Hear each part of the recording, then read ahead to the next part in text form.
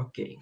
Olá, boa tarde, na paz do Senhor Jesus Cristo. Aqui no Brasil, estamos recebendo o nosso convidado de honra para o Documentários da Memória Assembleiana. Sejam todos bem-vindos e bem-vindas. Estamos ao vivo para todo o Brasil e conectados ao mundo pelo Facebook. Neste domingo, 11 de outubro de 2020, o nosso convidado para falar-nos sobre a história musical nas Assembleias de Deus é o compositor Elvis Tavares. Ele é natural do Rio de Janeiro, advogado formado em Direito pela Universidade Gama Filho, possui pós-graduação em Direito da Propriedade Intelectual da PUC-RJ, mas atualmente ele vive em Portugal fazendo seu mestrado. Ele é oficial da reserva da Polícia Militar do Estado do Rio de Janeiro, no posto de capitão. Também é compositor com várias músicas gravadas, dentre elas Não Há Barreiras, obra musical gospel bastante conhecida no Brasil e pela comunidade cristã. Como radialista, ele apresentou o programa Onde os Fracos Têm Vez, em emissora de rádio de Florianópolis, onde residiu por 4 anos, ocasião em que abordava a história da música cristã contemporânea, nacional e internacional. Também frequentou o curso de Teologia da Faculdade Evangélica de Tecnologia, Ciência e Biotecnologia do Rio de Janeiro, FAECAD. É articulista regular na página efratamusic.com.br, onde publica fatos atinentes à história da música evangélica. É escritor com 3 livros publicados, sendo eles o histórico biográficos Álvaro Tito, uma biografia sem barreiras, pela HP Editora, a obra Vitorino Silva Biografia, editado pela Casa Publicadora das Assembleias de Deus, CPAD, e o livro teológico Os Cães de Caça de Deus, do Pentateuco de Moisés ao Nazismo de Hitler, pela editora Reflexão. Meu querido amigo, irmão, compositor, servo de Deus honrado, Elvis Tavares, seja muito bem-vindo ao Documentário da Memória Assembleiana e, primeiramente, obrigado por aceitar o nosso convite. Meu querido pastor e professor Adrian William, a satisfação é toda minha de conhecer mais uma parte, assim, não pessoalmente, mas praticamente pessoalmente, né? A eletrônica nos permite isso, de conhecer mais uma parte desse rebanho maravilhoso que é o rebanho de Cristo. A gente sabe que muita gente está assistindo e remotamente vai assistir depois, né? Com o upload da live.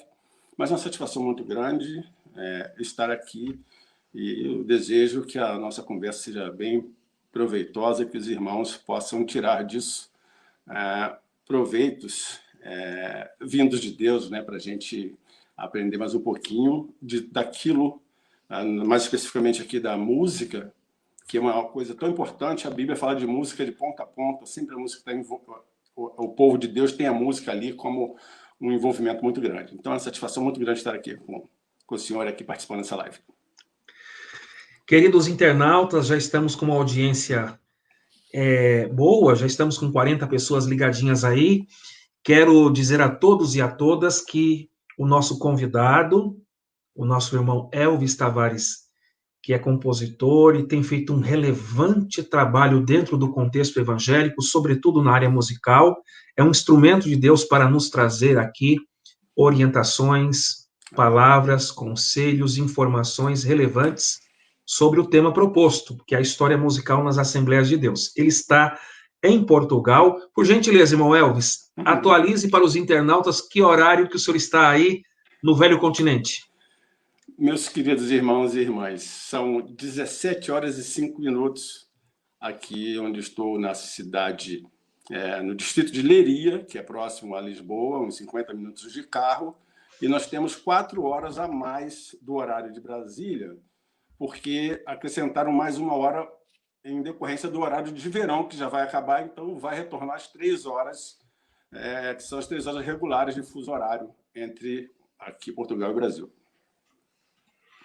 Então, meus amados, sempre fazemos aqui as nossas lives às 22 horas, horário de Brasília, mas pela questão do fuso horário, chegamos a um entendimento com o nosso convidado para que fizéssemos nesse horário das 13 horas, conforme é do conhecimento de todos. Então, eu já vou passar aqui a bola para o nosso convidado e fazer a primeira pergunta. Irmão Elvis, estamos trabalhando então com a temática, né, sobre a história musical nas Assembleias de Deus. Isso. Como se originaram as gravações em disco de música evangélica no Brasil? E, emendando com essa pergunta, já uma segunda, como a Assembleia de Deus inseriu-se nesse contexto? É uma pergunta muito interessante. Nós estamos tratando aqui de história. E para se chegar às primeiras gravações da música evangélica no Brasil, a gente vai ter que citar o formato do disco de 78 rotações, que foi...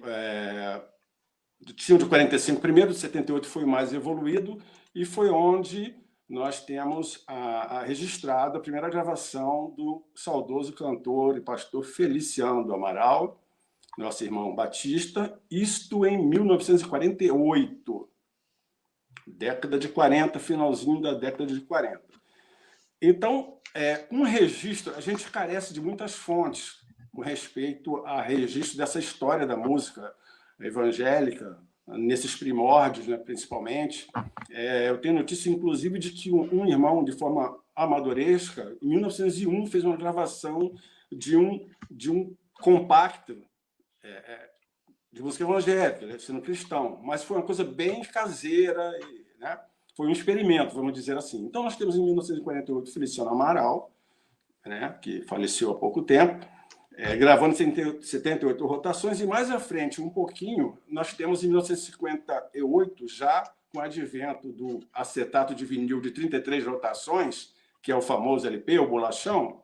Essa diferença de 78 para 33 é que 78 era mais lento e ele comportava menos faixas musicais ali. O de 33, ele já tem tanto que é chamado long play, né? Long play, longa duração, algo como muito tempo tocando ou mais tempo tocando. Por isso que é LP, long play. E então nós vemos nos anos 50, lá para 58, o Luiz de Carvalho, outro irmão batista também que já faleceu, ambos conhecidíssimos da Assembleia de Deus, né? Tanto o Feliciano Amaral quanto o Luiz de Carvalho. E ele grava o primeiro LP, né? Que é como eu falei, que é o acetato de vinil, o bolachão. Então, nesses primeiros anos, já entrando na segunda pergunta, como a Assembleia de Deus inseriu-se nesse contexto, assim, com registros históricos, a gente, anos 40, anos 50, a gente não vê, não tem notícia de, por exemplo, intérpretes assembleianos registrando seu trabalho em disco.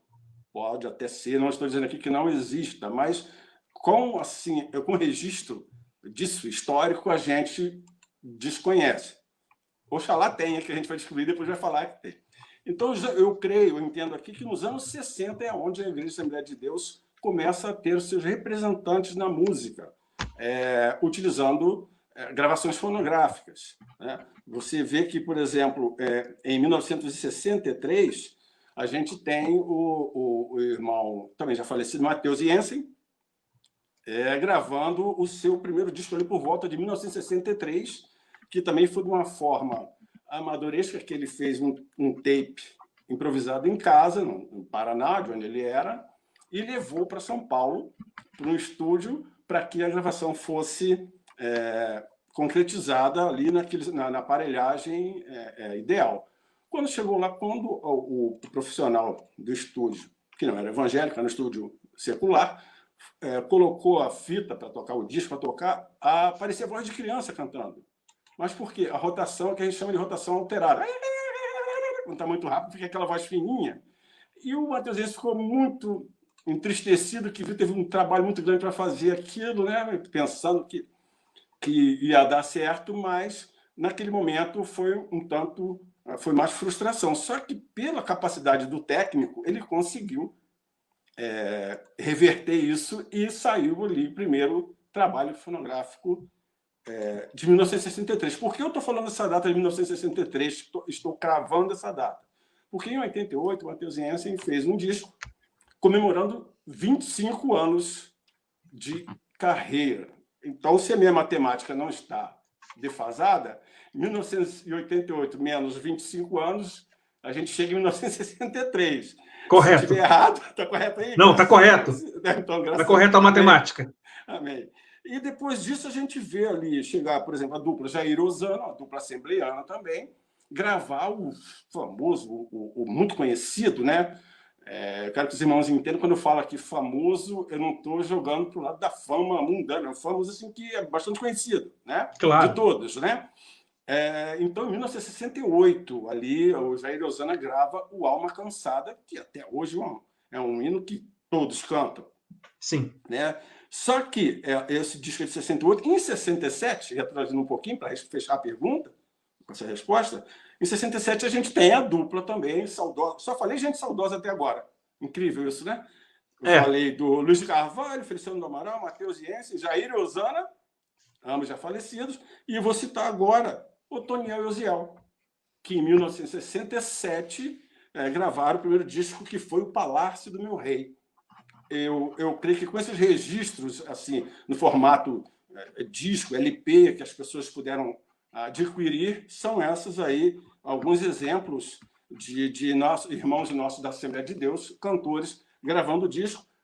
Não esquecendo que, uma última informação, o nosso querido irmão também já falecido, Emílio Conde, que trabalhou durante muitos anos na CPAD, no Mensageiro da Paz, ele era músico, acordeonista, eu creio que até multi-instrumentista, o Emílio Conde era muito inteligente, muito talentoso.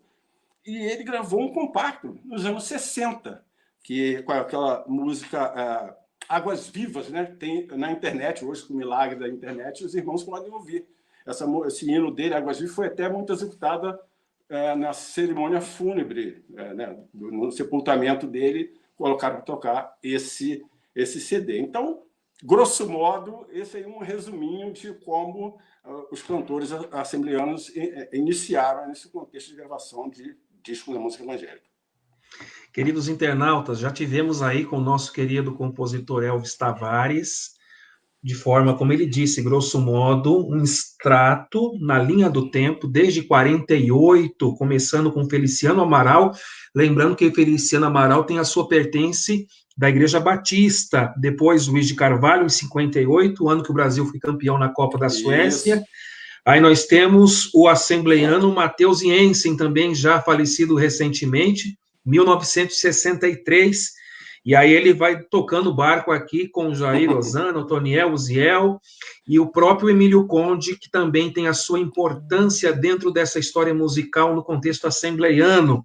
Mas eu vou precisar apertar um pouquinho o senhor aqui na pergunta, viu, compositor, irmão Elvis? Tem muitos comentários, o pessoal aqui está participando dizendo...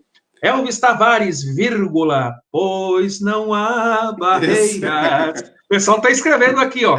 Outro escreveu assim, outro dos nossos irmãos aqui. Os internautas estão interagindo. Elvis, vírgula, o nome já diz tudo, exclamação. Verdade. Paz o Senhor. Aí estão mandando parabéns aqui pelo trabalho da entrevista.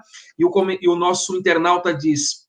para mim, o maior conhecedor da hinologia evangélica do país na atualidade é o irmão Elvis Tavares. Comentário dos internautas.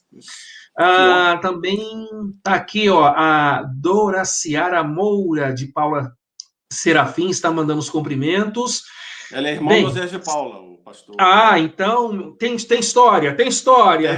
Tem história. A história da família de Paula isso. Passa obrigatoriamente pela história assembleiana, pela história musical cristã de nossa pátria. Bem, olha aí, ó, escreveram aqui, amigo Elvis, muito bem, eu ia te lembrar da gravação do Emílio Conde, o pessoal está aqui na patrulha.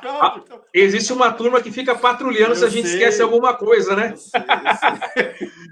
O Argeneu Ferreira também, aqui, o pessoal está dizendo aqui, são muitas informações, veja bem, depois o senhor responde eles. Tá ótimo.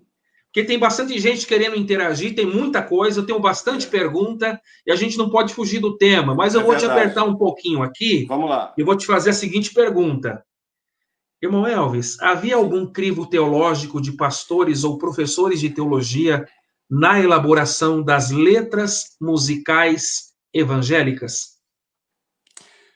Olha, inicialmente eu Diria que não. Diria que não, porque como isso acontecia? Como se processava a questão das músicas? Os pastores das igrejas, eles ficavam conhecendo as músicas ou através do rádio, ou através da própria membresia que, né, levava para o pastor, ou então utilizava ali nos grupos musicais, nos queridos grupos de mocidade, CIB, grupo infantil, né? Então, assim, eu creio que não havia. Os hinos...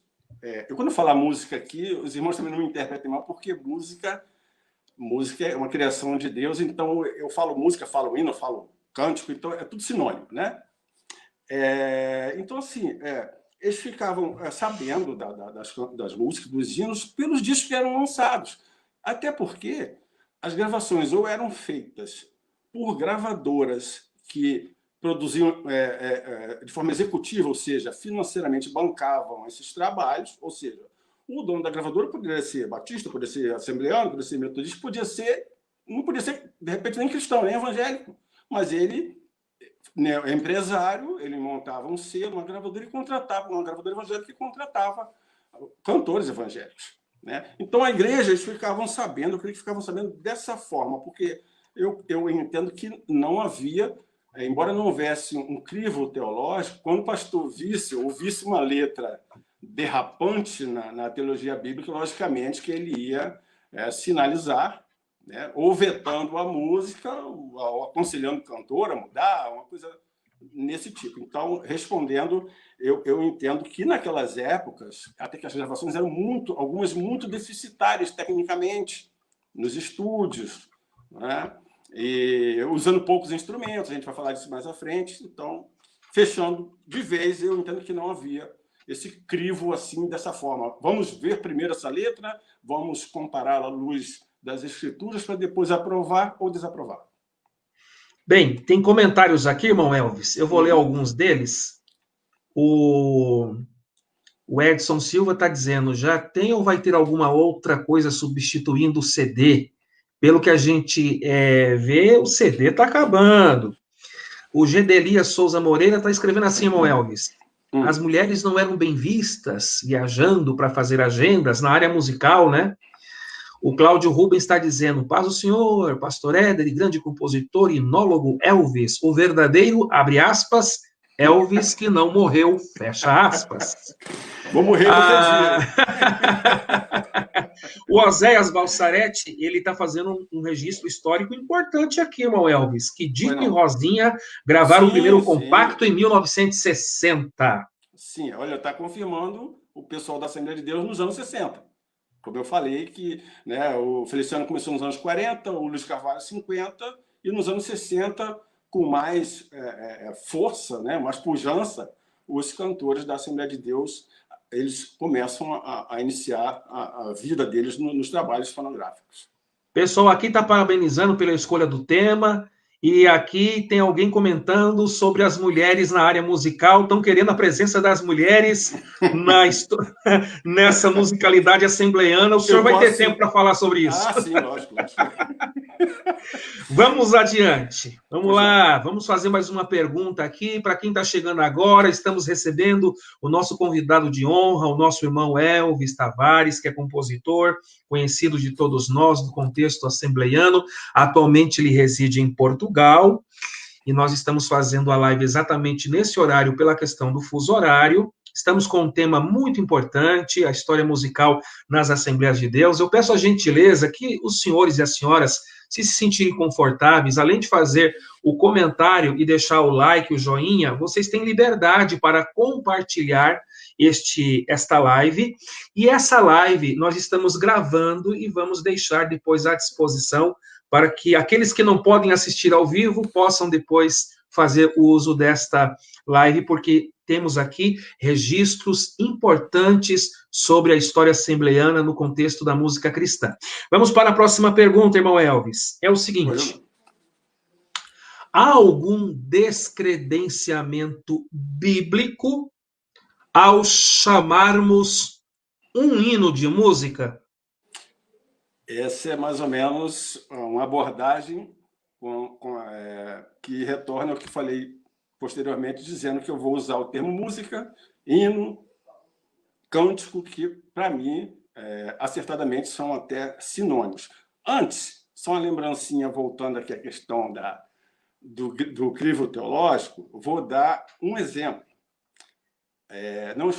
Esse exemplo que eu vou dar é um exemplo assim, de que poderia ter, o título poderia ser mais bem elaborado.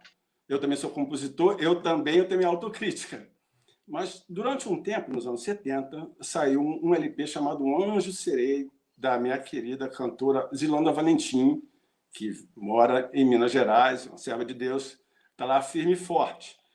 Mas causou para alguns um certo desconforto quando falou Um Anjo Serei, porque a remissão que se faz é aquele episódio que os saduceus, vamos dizer assim, interrogam Jesus, querendo saber a questão hereditária da herança, né, do direito de sucessões no céu, como é que vai ser isso? Porque vai encontrar com o ex-marido, aquela coisa toda, né? E quem é que vai herdar? Aí Jesus fala, no céu serão como anjos, porque não se casarão nem se darão em casamento. Era uma questão comportamental. Não é que eu vou virar um anjo, não é isso. Então, ficou... Se, de repente, na época, se o título fosse Como um Anjo Serei, a preposição, o como ali na frente ajudaria. Um anjo serei, por uns momentos da história, causou um certo desconforto para essa afirmação, porque não tinha... Mais uma lembrança, outra música que tem que falar, porque as pessoas cantam, né? A música, rapidinho, a música O Rosto de Cristo, que tem um pedaço aqui que fala assim, não creio, num Cristo vencido, cheio de amargura, semblante de dor. Né? Tá. Antes, queria ver o seu rosto, embora eu sinta que era muito lindo. E ao ver as gravuras dos quadros pintados daquilo que dizem ser o meu Senhor, meu ser não aceita que está na tela, é falsa inspiração do pintor. A música está entrando nos aspectos da crucificação, ali, ressurreição, e você vai para Isaías e ele diz que o Messias não tinha formosura e era um homem de dores. Então, aí também a música é muito conhecida, não muito conhecida, mas se você teologicamente for olhar, né, tem uma questãozinha que esbarra lá no que Isaías fala no Isaías 53. Né? Só um adendo. Mas vamos lá. Se algum descredenciamento bíblico ao chamarmos o hino de música. Foi o que eu falei antes. A Bíblia ela é escrita hoje, com essa enormidade de exemplares, né, de editoras e tal, é escrita em várias versões, né? E, invariavelmente, a palavra música está lá na Bíblia. Ou, como eu falei, a palavra música está um sinônimo de música. E eu digo que não há descredenciamento bíblico nenhum para chamar um hino de música. Eu vou dar aqui um exemplo bem simples, que todo mundo conhece.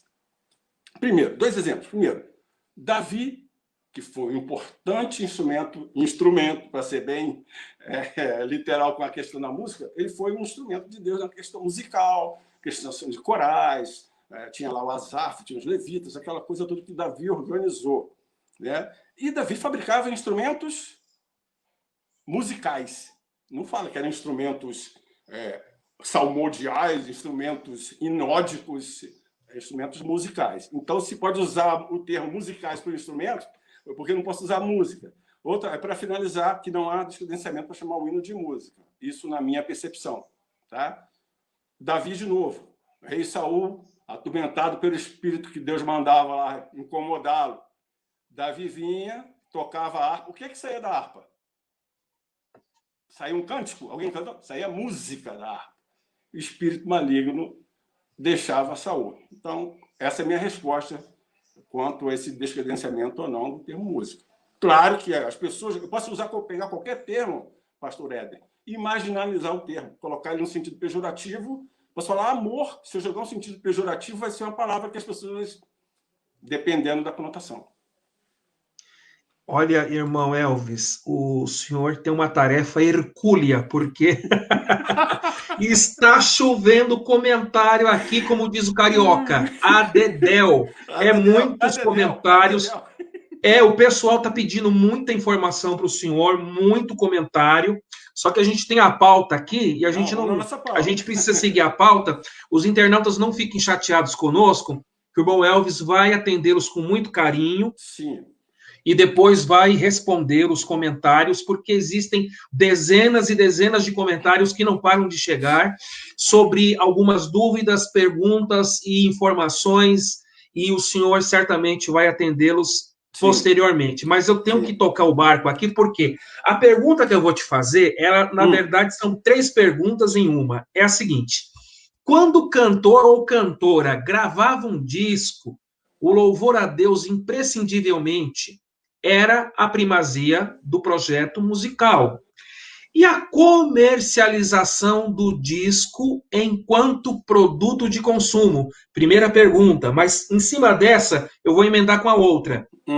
Havia algum pré-questionamento nesse sentido? Ou seja, seria cometimento de pecado o cantor ou a gravadora, os compositores, receberem dinheiro pela venda dos discos com músicas cuja inspiração fosse a palavra de Deus?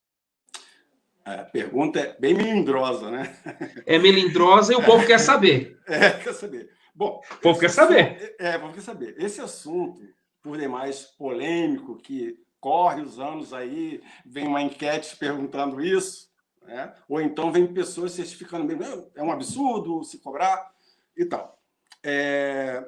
Então, alguns entendem que o cantor, e por tabela o compositor, ele não deveria oferir valores de direitos autorais pela comercialização dessas músicas, por elas serem extraídas da palavra de Deus, como inspiração, né? É mais ou menos por aí a grita. Mas olha só, como foi no começo da pergunta, o cantor e o compositor, ele tem que ter, em primeiro lugar, aquele sentido de que o que ele está fazendo é para adoração ao Senhor. Nada mais. As outras coisas serão acrescentadas, né? Como diz lá Mateus. Esse é o pensamento. Aí alguém pode perguntar ao internauta, mas tem gente que parece que não prioriza a adoração a Deus. Isso pode acontecer? Pode acontecer. Somos seres humanos falíveis. Só Jesus, enquanto homem, não errou nem pecou. O resto, estamos todos, depois da queda, estamos todos abraçadinhos na mesa, dependendo da misericórdia divina, né? Então, assim, quanto à recepção dos valores da venda, a própria Bíblia, para começar, uma lei federal, lei de direitos autorais. Nós somos submissos às leis dos homens, a Bíblia nos manda fazer isso, né? Então, imagina assim, vou fazer uma analogia. A Bíblia Sagrada, editada pelas, vou ser redundante, editadas pelas editoras, elas são doadas para os irmãos. Eu quero essa Bíblia é linda, eu quero essa aí banhada a ouro. Não são doadas. O que está ali dentro da Bíblia? A palavra de Deus. Está sendo comercializada? Não levemos o termo comercializado para o sentido pejorativo. É um comércio.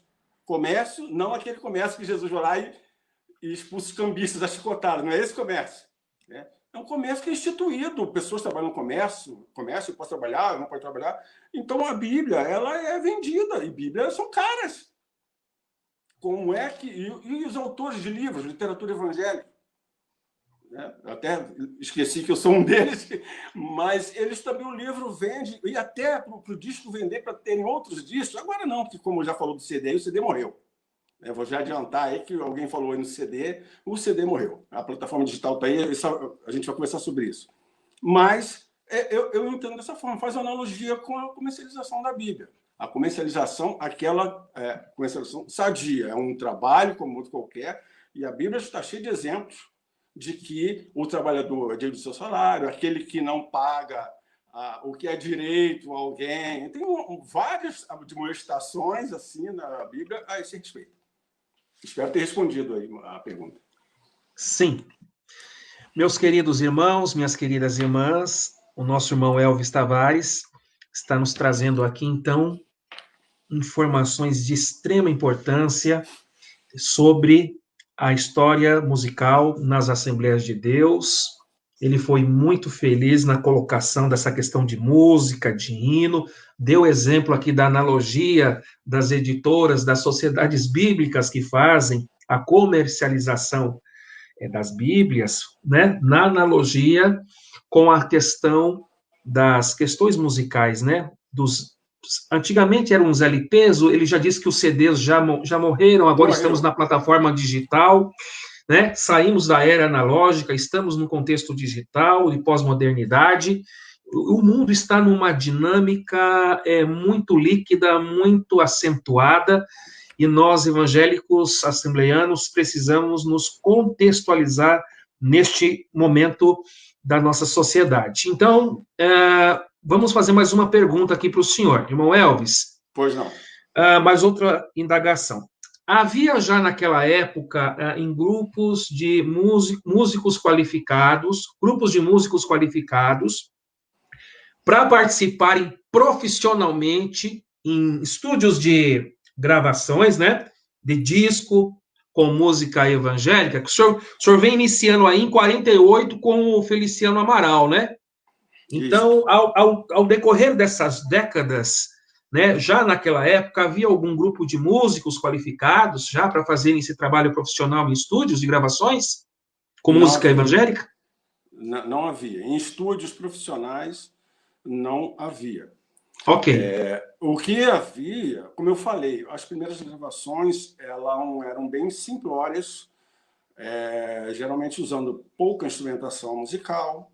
O Feliciano Amaral, que a gente já está tocando no assunto sobre ele, usava muito o órgão, que é um instrumento que ele pegava ali o Josué Vasconcelos, não sei se o pastor Éder já ouviu falar, durante anos já faleceu também, um grande arranjador da música evangélica, genuinamente um músico evangélico. A gente tem poucos exemplos.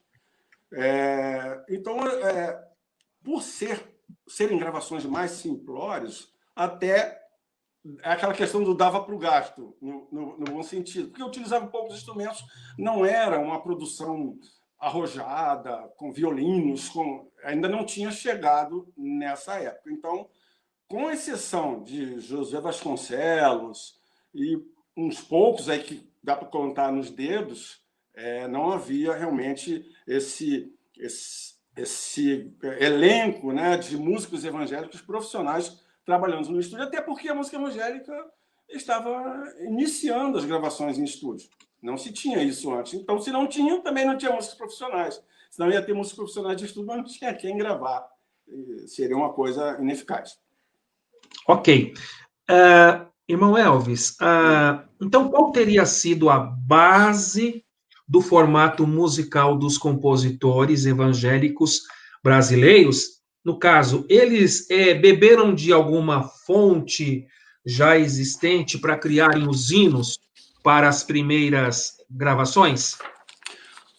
Olha, como eu falei, a base muito fortemente vinha do que os missionários traziam para o Brasil. Ou seja, uma base ou europeia e, mais para frente um pouquinho, norte-americana, né?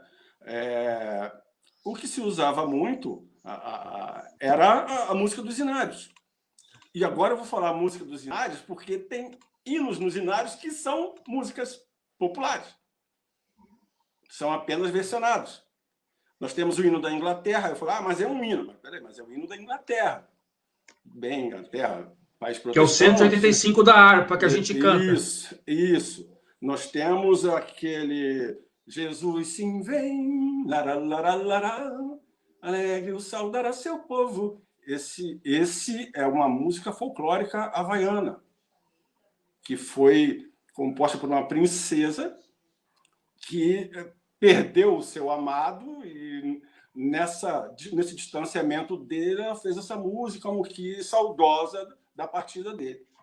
E foi feita a letra, foi evangelizada a letra da música, convertida a letra da música num hino que esse está na harpa cristã. Embora, não é para ninguém se assustar, porque o Martinho Lutero, nosso reformador, já fazia isso naquele tempo lá, que não tinha compositor evangélico. Ele pegava as músicas seculares falar mundanas aqui vai ficar meio pesado, né? Pegava as músicas seculares e colocava uma letra bíblica, porque era o que ele tinha em mãos para poder usar na época. Isso é muito bom que o senhor explique para os nossos internautas, como o senhor deu o exemplo do hino da Grã-Bretanha, também tem o hino 40 da harpa cristã, que se diz dos teus encantos, ó cidade do bom Deus. Se troca a letra, coloca o hino nacional da Alemanha.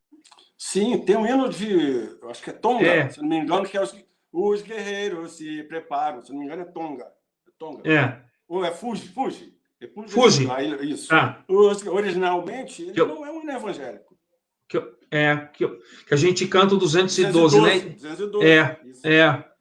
Então, ali é bom explicar isso para os internautas, principalmente para quem não é da área musical, porque a questão da letra, né? É trocado a letra, mas a música é a mesma, né? A música é universal, né? O dó, ré, mi, fá, sol, lá, si, do, si. Mas tem um dono. Tem um dono. Tem um autor lá que fez, né? E nem sempre ele tinha inclinações para o evangelho, às vezes era ateu, mas a música, como eu falei, a música foi convertida numa música evangélica e foi fazer parte dos inários. Não é só na harpa cristã, não. Nos outros inários aconteceu da mesma forma. Tá? Maravilha. Olha aí, o Mário Santana, que é o presidente, diretor Grande aqui do Mário Grupo Santana. do Memórias, ele está dizendo direitos autorais, ele está perguntando qual a relação entre gravadoras e músicos compositores. Dá para o senhor responder o nosso chefe aí? Entre gravadoras e... Eu vou repetir a pergunta dele. Tá. Ele diz assim, direitos autorais, interrogação, qual a relação entre gravadoras e músicos/compositores? Tá, tem que saber aí, há uma separação, como já foi citado aí, eu trabalho também na área de direitos autorais, advogo nessa área. Então, a gravadora, no organismo da música, a gravadora, esse nome é um apelido, porque o nome técnico é produtor fonográfico. Tem os músicos, que são os instrumentistas que executam ali, cada um, o seu instrumento. Tem o intérprete, que é o cantor, e tem o compositor. Somente dessa relação toda aí, pela pergunta do Mário, meu amigo, um grande abraço para o Mário. Já está bonzinho, né, Mário? Já se recuperou, né? Então, dessa relação que eu falei, somente o compositor recebe direitos autorais. Os demais recebem direito conexo, que é um direito que é primo do direito autoral. O direito autoral não já está dizendo autor, ou seja, quem compõe. Os outros eles recebem direitos conexos. E a relação da gravadora, para responder ao Mário, a relação é essa. Hoje, está com a plataforma digital e a morte do CD, isso aí vai... Não sei como é que vai ser daqui para frente, não sei. Então, a relação é que a gravadora produz o disco e, pela vendagem, ela presta conta ao compositor e ao cantor daquilo que foi. Isso também na gravadora evangélica. É uma convenção, né? Convenção não, é um termo da lei autoral desse funcionamento, dessa forma. O senhor que trabalha nessa área também é advogado, conhece do direito. Quando o compositor falece, os direitos autorais por herança passam aos seus descendentes? Sim, tem duas questões quando o compositor falece. Olha a nossa pauta aí, pastor Ed. Tem duas questões quando o compositor falece. Quando existe uma figura chamada domínio público, um direito autoral, que ela ocorre 70 anos após a morte do compositor. Ou seja, 70 anos após a morte, ainda tem a questão que isso começa a valer no ano subsequente ao completamento dos 70 anos. A obra dele, todas as obras dele, entram em domínio público, ou seja, ele perde a questão do direito patrimonial, ou seja, ele deixa de ser dono das músicas e qualquer pessoa pode utilizar sem precisar pedir autorização nem nada. Tá? Agora, quando ele falece nesse período anterior, até chegar aos 70 anos, sim, é um direito hereditário e os seus herdeiros eles vão passar. Logicamente, tem um processozinho aí, tem que ter o formal de partilha, tem que ter o processo dizendo quem recebe o quê na herança, e essa resolução, essa decisão do processo é levada até o órgão, a sociedade musical a qual o autor ou intérprete pertence, para que eles, através desse processo, eles incluam lá na ficha dele que os filhos, os 10 filhos do compositor, terão direito, fracionariamente, doravante, aos créditos de direito autoral do autor. Mais uma pergunta para o senhor. Como se processava a introdução dos hinos dos discos dos cantores no seio das Assembleias de Deus? Qual o critério? E se havia algum segmento denominacional na escolha dos hinos, optando-se exclusivamente por intérpretes vinculados à denominação? Essa introdução dos hinos, dos discos dos cantores, no seio da Assembleia de Deus, era feita de forma bem simples. Mais ou menos aquela resposta que eu dei anteriormente lá, que os pastores, a igreja, os membros, tinham conhecimento dos hinos gravados, ou pelo rádio, que eram poucas emissoras, diga-se de passagem, nos anos 60, no Rio de Janeiro, tinha uma, que era a Rádio Copacabana, a antiga Rádio Copacabana, né, que agora ela pertence à Igreja Universal do Reino de Deus, mas antes ela era de um cidadão que professava o espiritismo e o Francisco Silva arrendava a rádio. Ele permitia esse aluguel da rádio só para programas evangélicos. Olha que mistério. Então, tinham poucas emissoras, ficavam se conhecendo pelas rádios e pelos discos, que as pessoas compravam, aí escrevia a letra, que não vinha encarte com letra naquele tempo, nem pensar, não tinha isso. Hoje é tudo bonitinho. As pessoas copiavam e iam cantar, ensaiavam na igreja, às vezes nem perguntava ao pastor.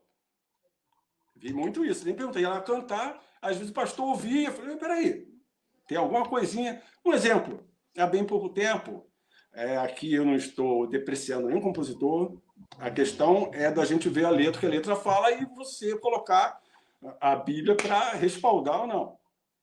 Há bem pouco tempo surgiu uma música que dizia assim, eu falei, daquelas confusõezinhas que podem acontecer com o que você escreve, que dá um certo desconforto, foi o termo que eu usei.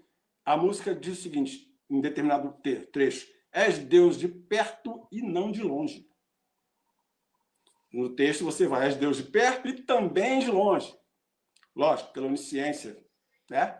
De Deus, ele pode estar longe, pode estar perto, mas a música fala, és Deus de perto e não de longe, ou seja, já inutilizou o poder da atuação de Deus nos lugares distantes. Lá eu não consigo atuar, porque eu não chego até lá. É o que me faz parecer. Então, em algumas igrejas, quando foi cantada essa música, ou mudaram, muita gente cantava Deus de perto e Deus de longe, né? Adaptava o que a Bíblia realmente dizia, ou não se cantava a música. É um exemplo.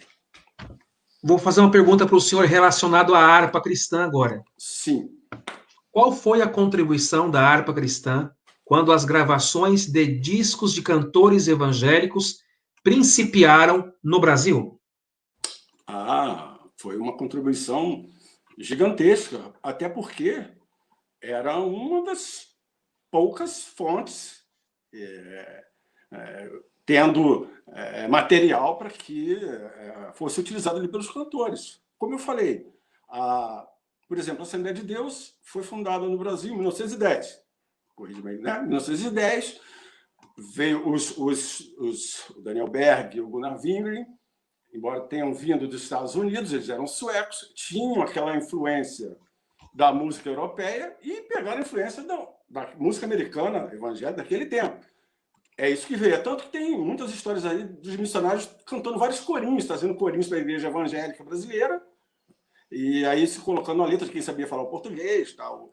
O exemplo do nosso pastor Paulo Leivas Bacalão, que fez com diversas obras esse versionamento, né? Às vezes tradução. Tradução nem sempre dá certo porque não obedece a métrica da música com a palavra estrangeira com a brasileira, em português, né? Então, a harpa cristã deu essa contribuição. Só que, por exemplo, no caso dos cantores evangélicos, que vou me ater aqui à Assembleia de Deus, que é a nossa tônica, não tinha composição de assembleiano na harpa cristã naquelas épocas. Por que não tinha? Não existia Assembleia de Deus. A Assembleia de Deus vai existir lá que movimento nos Estados Unidos, né, que é Missão de Fé Apostólica, alguma coisa assim, que vem no Brasil com esse nome, depois que muda para a Assembleia de Deus. Então, as músicas que estão na harpa são músicas lá de séculos bem anteriores, de autores que já tinham morrido há muito tempo, outros que nem tinham tanto tempo assim que não tinham entrado em domínio público, então eram metodistas, presbiterianos, congregacionais e outras denominações. Era essa a fonte de música, e é ainda hoje, na harpa cristã. Originalmente, a maioria das músicas, num percentual elástico e muito grande, são de autores que não são da denominação Assembleia de Deus, mas são músicas que, inspiradas na Bíblia, são músicas que não destoam das Escrituras, e os compositores, os cantores evangélicos de todas as denominações no Brasil, inclusive a Assembleia de Deus, utilizaram-se da harpa cristã. O Feliciano Amaral, que era um cantor batista, ele fez um disco só com música da harpa cristã, ou seja, se a harpa cristã, que foi o primeiro exemplar foi em 1922, se não me falha a memória, se era a letra, as versões, ali as traduções eram específicas para o público assembleano, para atender a liturgia da Assembleia de Deus, o Feliciano Amaral, que era de uma outra liturgia, gravou um disco só com música da Assembleia. O Luiz Carvalho fez isso também diversas vezes. Né? Então, a contribuição da harpa, e aqui eu já vou sair já da Assembleia de Deus, a contribuição da harpa, do cantor cristão, do inário presbiteriano, serviu para todo mundo. E mais além, antes disso, o missionário Robert Kelly, ou Cowley, que era o escocês que a gente tem como fundador do embrião das escolas dominicais, ele que criou um inário chamado Salmos e Hinos. Ele com a esposa, se não falha a memória, a primeira esposa faleceu e tal, depois ele casou de novo, depois de estar vivo um tempo, e a partir desse inário que era utilizado depois da Assembleia de Deus, para colocar sobre a liturgia da Assembleia de Deus, que criou um primeiro inário, e depois, em 1922, veio a primeira harpa cristã. A contribuição, até hoje, é muito grande. É verdade, o R.R. Soares, no seu programa de TV, durante os cultos, ele canta hinos da harpa. Gravou também, né? O saudoso missionário Davi Miranda também cantava muito o 18 da harpa, por causa da letra Deus é luz, Deus é amor, né? Em alusão à sua placa denominacional, né? Puxando a sardinha. Então, o inário da harpa transcende a Assembleia de Deus, né? Transcende a fronteira, é para além da denominação. Essa é a palavra, transcende.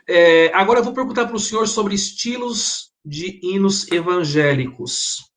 Alguns estilos de hinos evangélicos, irmão Elvis, não foram utilizados odiernamente por cantores em suas gravações em disco.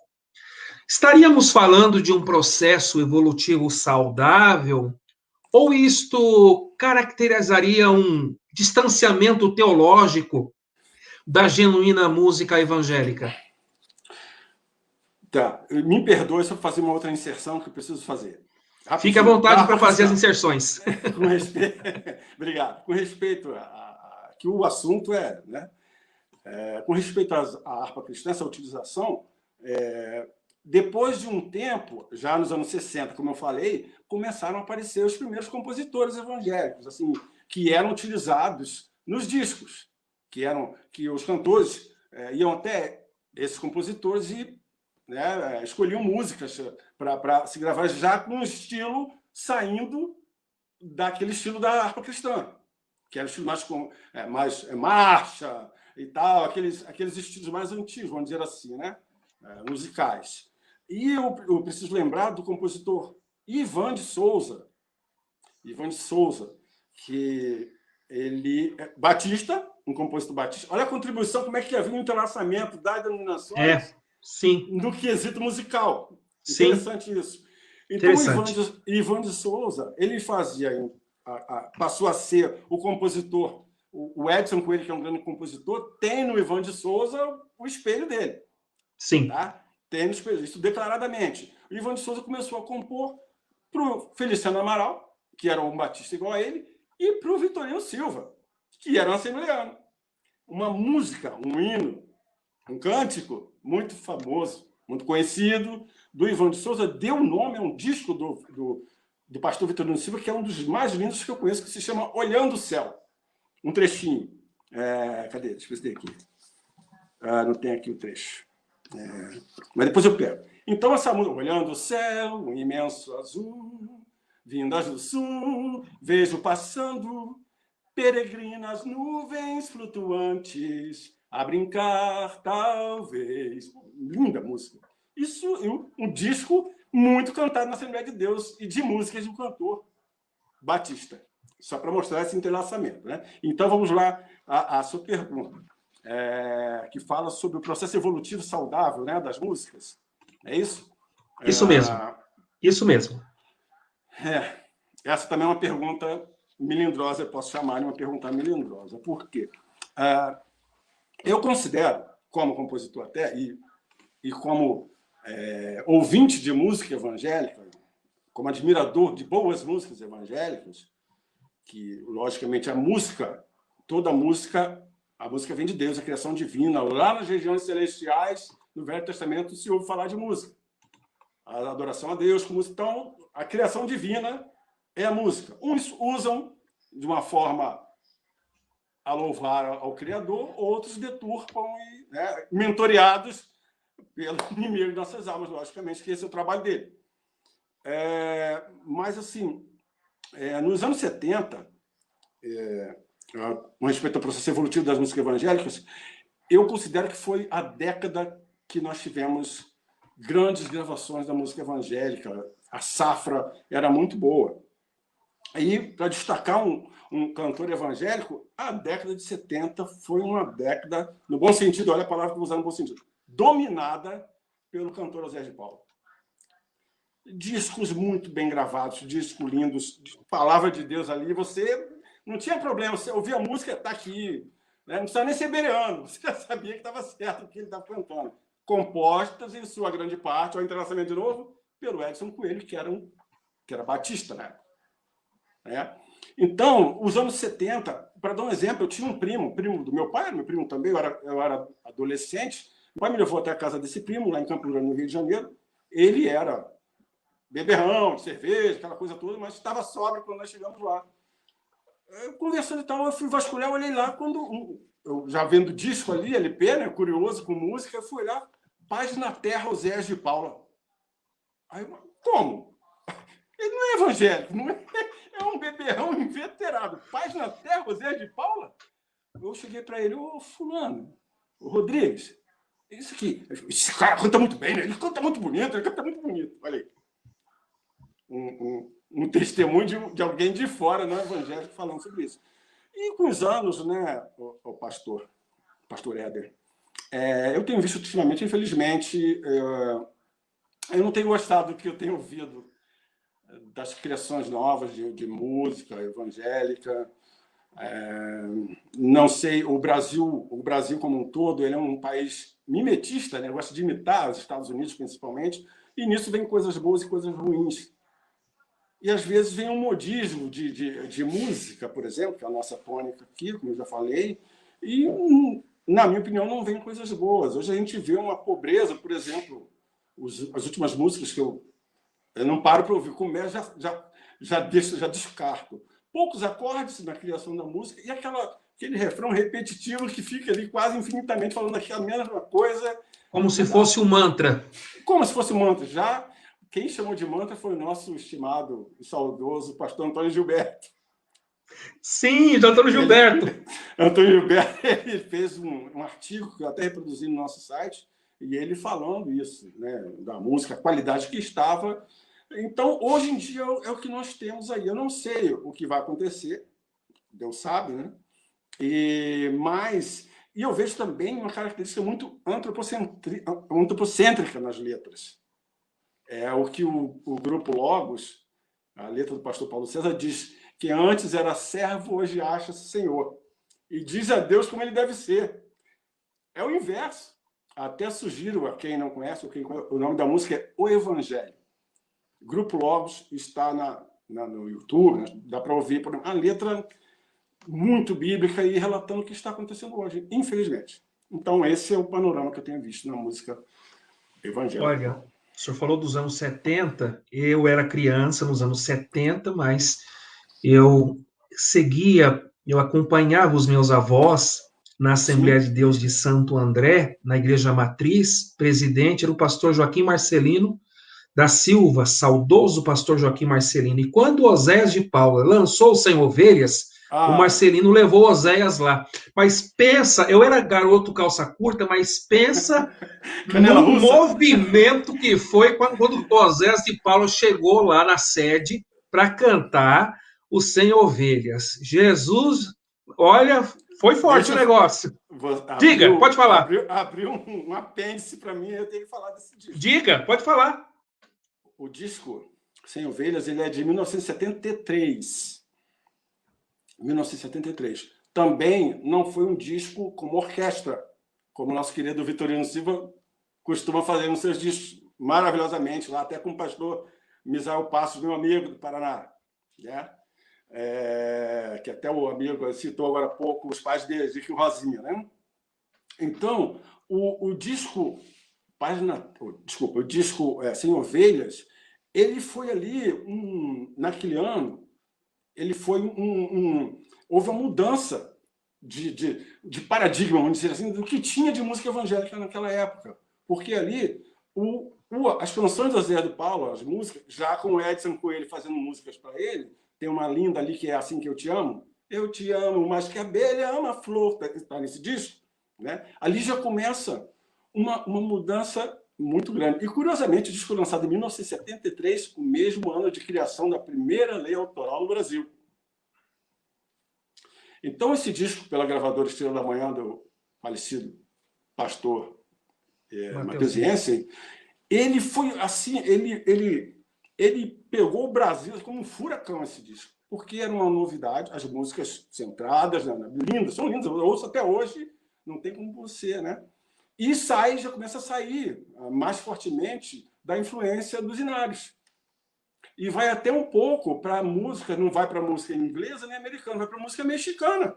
Sem Ovelhas é uma música chamada Visão Pastoral, do reverendo Juan Romero, que morreu, já faleceu recentemente, já é idoso, um pastor, né, um reverendo, e compositor e cantor. Então, essa música dele dos anos 50, 60, o Oséias traz essa música no disco de 73, que é o título. E o estilo da música é um estilo que não tem na harpa, originalmente, pela influência europeia e americana, que é uma guarânia. O estilo da música é um estilo mais mexicano, paraguaio, né? Então já começa a mudança. E esse disco realmente aí, ele é um marco na história da música evangélica. Eu preciso aqui fazer uma ressalva, porque eu não fiz ainda eu não dei uma informação importante. Queridos internautas, o nosso estimado convidado, compositor Elvis Tavares, ele é um dos nossos colaboradores oficiais aqui do grupo do Memórias das Assembleias de Deus, e eu peço que todos e todas estejam assim, quando entrarem nessa página, estejam atentos às publicações que o irmão Elvis Tavares tem feito ao longo do grupo Memórias sobre a música cristã, a música evangélica, a música assembleiana, que são, assim, postagens com informações bem pontuadas, bem fundamentadas, com pesquisas bem relevantes. Então, os irmãos estejam atentos a partir de hoje, aqueles que não estavam, né? Eu creio que a maioria estão atentos. O irmão Elvis trabalha junto com a equipe de administradores do grupo de memórias da Assembleia de Deus, e ele é o braço forte da área musical, que tem, assim, enriquecido o nosso trabalho, que é liderado pelo Mário Santana. Então, a Deus, a glória e os créditos a quem de direito. Eu vou te apertar com uma pergunta agora sobre cantor evangélico assembleiano, hein? Eu estou muito bonzinho, eu vou começar a te apertar aqui. Os cantores evangélicos vinculados à denominação Assembleia de Deus tiveram uma grande propagação de seus trabalhos em disco. A que o senhor atribui esse fenômeno, irmão Elvis? Eu dei um exemplo agora há pouco, da década de 70, arrastada pelo Oséias de Paulo em termos de popularidade, um cantor assembleano com discos muito bem produzidos. Detalhe, vou citar outro disco dele, Entrei no Templo. O Entrei no Templo já começa a ser uma produção mais arrojada. E o maestro que faz o arranjo do Entrei no Templo, o maestro Poli, já falecido também, era um músico popular. Então foi contratado alguém com um cabidal musical de grande relevância no Brasil, que era o Maestro Poli, com a carreira dele com vários discos lançados, discos instrumentais, e ele tocava também guitarra havaiana, como toca o meu querido, vou mandar uma lembrança para aqui, desembargador Gamaliel C.M. Scaff, que é um grande guitarrista, ele é do Paraná. E então já começa aí essa mudança. A atribuição, por que os cantores da Assembleia de Deus tinham essa popularidade, tinham essa grande propagação? Se a gente for para a questão estatística, eu estava vendo uma pesquisa do IBGE de 2010. Estamos há 10 anos nessa pesquisa. Em 2010, ela apontava que, no Brasil, a Assembleia de Deus constava com 29,12% de membros na denominação. O segundo lugar, a Assembleia de Deus 29,12%, seu IBGE falando, IBGE, Instituto Brasileiro de Geografia e Estatística, e em segundo lugar estava com 22,02% protestantes sem denominação determinada. Aí depois, fracionando para chegar aos 100%, aí vinha Igreja Batista, Presbiteriana. Esse já é um explicativo, um primeiro explicativo, que dá para dar base para a gente por que a música evangélica da Assembleia de Deus tinha mais propagação, até pelo maior número de cristãos evangélicos. E como todo mundo gosta de música, tinha música produzida boa, tinha o Zé de Paula, tinha o Vitorino Silva, e também dos cristãos, dos cantores batistas, também tinha o Luiz Carvalho, o próprio Feliciano, e o pessoal consumia isso, comprava esses discos, né? Mas eu particularmente, vou me dar um exemplo da minha adolescência. Eu morava num local em Campo Grande, no Rio de Janeiro, e tinha um amigo meu chamado Fernando, que ele era não sei se a congregação, pelos anos, já deve ser uma igreja, não sei se independente, uma congregação da Assembleia de Deus de Campo Grande, do saudoso pastor Carlos Malafaia, congregação no bairro Jardim Bela Vista, que era um subbairro de Campo Grande. O Fernando ali, a gente na rua, né, molecote, né, brincava ali e tal. Ele falou assim, vamos um dia lá na minha igreja. Eu falei, Fernando, eu vou ali eu vou sempre. Aí tinha um outro que era o Delson, que era o outro da igreja também. Ele era da igreja batista, era outro da rua, é mais velho que a gente. Eu falei, eu vou sempre com o Delson lá na igreja batista dele. A mãe do Delson, olha que coisa maravilhosa. Nos anos 70, a mãe do Delson, ela tinha uma salinha na casa dela, que ela colocava os bancos e fazia uma escola dominical para as crianças da rua. Crianças que não eram evangélicas. Chega e fala, por ser uma pessoa como cristão deve ser, uma pessoa mansa, agradável, carinhosa, chamava as crianças, todo mundo, depois dava um docinho para as crianças lá, era festa, né? Os bancos lá, a gente ia para a escola dominical na casa dela. E isso me fez ir com o Delson na igreja dele. Mas, poxa, se a mulher é assim, o pessoal lá todo é desse jeito. Né? E era realmente. Então o Fernando, voltando ao Fernando, que era da Assembleia de Deus, dessa congregação Jardim Bela Vista, Fernando foi lá um dia comigo, e eu já começava a me envolver com a música. E na Igreja Batista, tradicionalmente, naquelas épocas, o que dominava era o órgão. Aquela irmãzinha com órgão, com aquele pedal. E eu ficava assim, não é isso que eu quero na música. Não é isso que eu... Jovem, né? Não é, eu quero uma coisa mais... Né? E eu não sabia o que me esperava na congregação de Jardim Bela Vista. Ô, Fernando, vamos comigo lá? Nem me falando de música. Eu falei, embora. Quando eu chego na congregação, aí eu vejo violão, bateria, guitarra, acordeão, e não sei o que eu falei, Jesus, o que é isso aqui?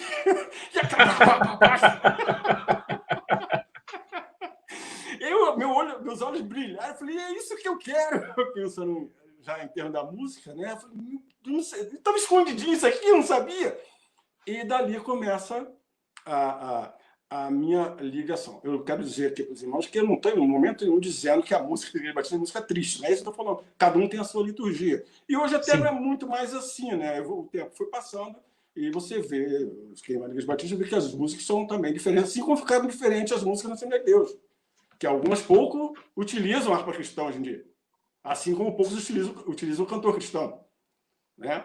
Mas eu vi, naquela época, essa diferença naquela música, assim, né? E isso, para mim, me chamou muita atenção. Essa é a minha resposta. Eu vou passar para o senhor agora uma pergunta sobre plataforma digital, e já teve gente aqui no comentário do Facebook querendo informações do senhor sobre plataforma digital. Então a pergunta é a seguinte: irmão Elvis, a gente está Sim. vivendo aí a era das plataformas digitais e, consequentemente, os cantores eles perderam o suporte físico dos CDs.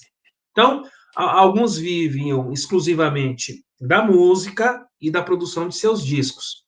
Colocando todos esses fatores aí no bojo, como fica daqui para frente a música evangélica?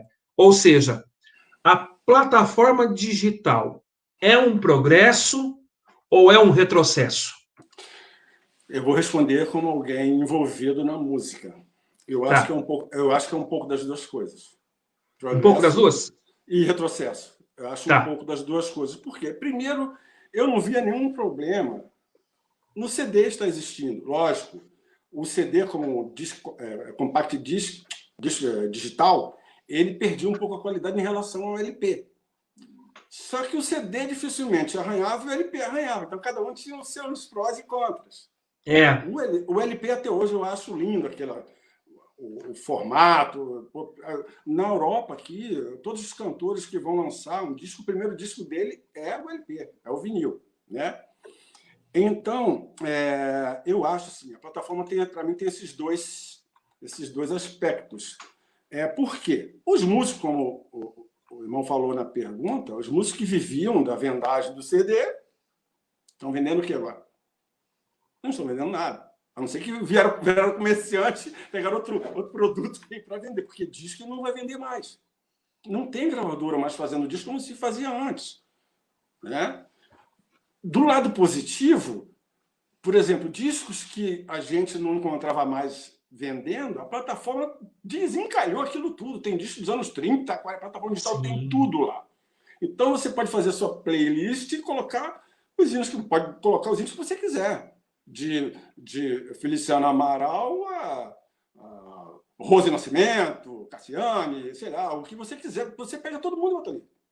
Né? Esse é um ponto. Agora, as pessoas que viviam exclusivamente da música, porque os cantores que viviam exclusivamente da música, quando tinham agenda, eles não paravam em casa. É domingo a domingo atendendo. O Brasil é gigantesco, o Brasil de dimensões continentais, eram convites, uma hora ele estava lá no Amapá, outra hora estava no Rio Grande do Sul. E avião para lá e para cá, as coisas foram evoluindo, né? Passaram a entender que tinha que pagar a passagem do canto para ele ir, né?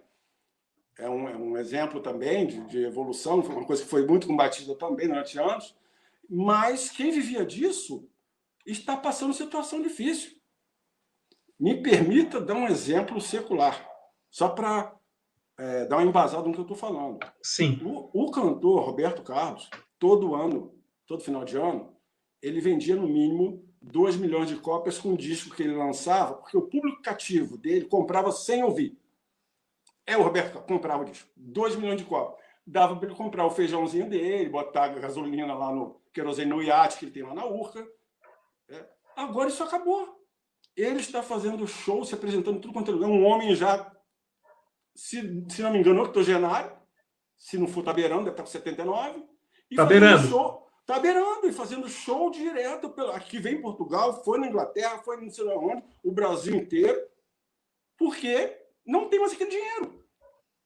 Então, o cantor evangélico, o compositor nem se fala, o compositor evangélico, com raríssimas exceções, eu sou militar da reserva, eu sou advogado, eu fui atrás das minhas questões laborais, porque compositor evangélico, com raríssimas exceções, em algum momento alguém ganha alguma coisa, mas fora isso ninguém ganha nada. Não dá para viver, vai passar fome, né? Então tem que ter uma inteligência para dizer, o Senhor me sustentará. Sim, mas o Senhor te dá discernimento da tua vida para você não ficar sentado no sofá ali sem fazer nada, esperando só que o Senhor te... Né? Tem casos e casos. Né? Então, o homem é digno do seu salário, ele ganhará o seu suor do seu rosto, então tem que fazer alguma coisa. No caso, é o ruído da garganta cantando, né? O suor do rosto. Ou então cantar muito alto vai suar também porque está fazendo força. Mas essa plataforma, nesse aspecto de recuperar as músicas antigas, é muito boa. Mas para quem vivia disso, quem está nesse meio, só Eu creio que somente as empresas que cuidam disso que estão oferindo algum valor dessa comercialização, porque a comunidade da música está sofrendo. Vou fazer uma pergunta para o senhor sobre a conexão do hino que o cantor canta com o texto que o pregador vai pregar no culto. Vou fazer uma pergunta relacionada a isso. Em vários cultos nas igrejas, irmão Elvis, é comum que o hino entoado pelo cantor apresentasse alguma ligação extrema assim, com o texto utilizado pelo pregador. Qual é a percepção que o senhor tem sobre isso? Olha, a minha percepção é a melhor possível. A gente está falando da música, vou voltar lá ao nosso introito, que a música, na Bíblia, ela está de ponta a ponta acompanhando o povo de Deus. Deus criou a música, então se Deus criou a música, ele não vai privar o povo dele de utilizar a música. Então a música servia para marcha, servia para alegria, servia para tristeza. Né? O Davi fez uma música pela morte do Saul e do Jonathan, né? E outras situações aí. Tem a música ela está presente em tudo. Está presente em tudo. Então, essa conjugação, essa conexão do pastor trazendo a mensagem e vai usar música no culto, tendo alguém ali para trazer uma música que tem a relação íntima ali com o que ele está pregando, é ótimo. Vai apenas fazer o quê? Vai solidificar o entendimento de quem está ouvindo a pregação. Né? Vai ser um meio de se fortalecer ali o entendimento. E a gente tem casos assim, interessantes, se me permite contar aqui rapidinho. Exemplos. A gente tem o evangelista Dwight Moody, na época dele, ele tinha o cantor Ira Sankey com ele, em todas as pregações. E como é que isso começou? Ele, o D.L. Moody, viu o Ira Sankey cantando, já evangélico, né? Ficou assim, admirado com a letra, com a mensagem que ele estava cantando. E ele chegou, sem conhecer, falou assim, quero falar com você. E assim, seco, meu irmão, assim, eu sou o pastor, o evangelista D.L. Moody, tal, e eu quero que você venha trabalhar comigo. Aí eu canto, como assim venha trabalhar comigo? Eu sou funcionário público, não posso abandonar. Eu estou esperando por você há 8 anos, falou para ele. Estou há 8 anos, Deus falando para mim que vai ter... Então, larga tudo e vem. Parecia Jesus lá chamando os pescadores. Larga tudo e vem comigo. Né? Uma comparação guardada às gigantescas proporções. Né? Então, o Ira Sankey, que é o cantor, ele não levou muito a sério aquilo ali. No outro dia chegou uma encomenda na casa dele, era uma caixa, tipo um caixote. Aí eu, com um bilhete do D.L. Moody, encontre comigo na Praça Tal às 6 horas. Aí, quando ele foi na praça, estava o D.L. Moody esperando. Agora bota essa caixa aí, sobe aí e começa a cantar. O Ira assim começou a cantar e se formou uma multidão ali. E o Moody, blá, blá, blá. Foi um culto assim, em ar livre, aquele famoso ar livre de antigamente. Né? E daí, então, o Ira Sankey passou a acompanhar constantemente o D.L. Moody nas pregações dele, complementando. No Brasil, a gente teve um caso, o pastor Éder vai lembrar, missionário Bernard Johnson e Vitorino Silva. Na cruzada, sempre levava o Vitorino ali, tinha aquele complemento com as músicas do Vitorino, com os arranjos do Misael Passo, fazia parte da caravana também.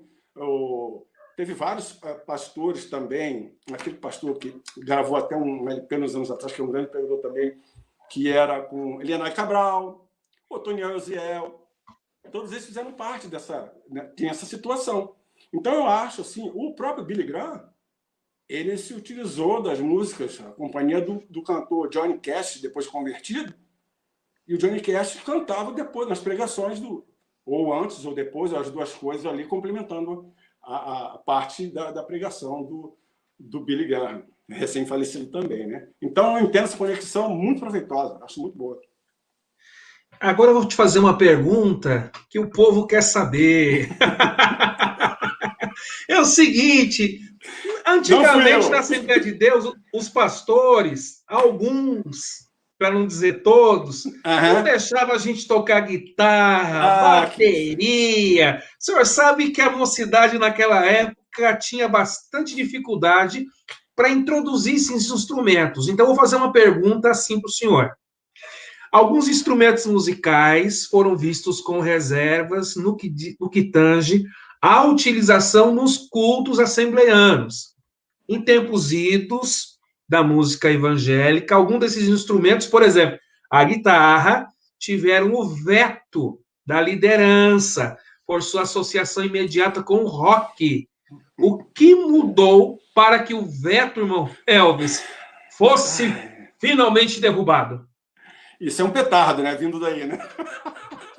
É um petardo necessário, porque o povo quer saber. Lógico, é necessário. Se Jesus é o mesmo ontem, hoje e eternamente, porque antes não podia e agora pode. Não, ele é o mesmo, a gente que muda. Aí eu sei, o senhor sabe, mas... Vai colocar isso na cabeça, né, das pessoas. Esse que eu fiz a questão. Assim, eu acho que tem um pouco a ver com a cultura da época e a gente volta à questão dos missionários.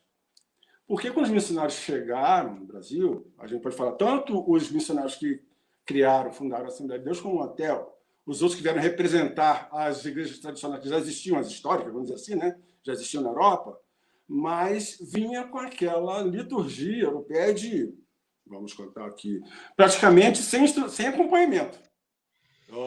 Tipo uníssono, todo mundo cantando, lendo o inário, coisa do tipo, né? Mas os anos foram passando, né? E realmente teve essa situação. O Luiz de Carvalho, nos anos 50, quando ele estava lá começando, ele foi advertido porque ele foi cantar na igreja tocando violão. Foi tocar o violão e foi advertido pelo pastor. Instrumento é profano! De repente o pastor pegou lá, que tem um versículo lá que fala...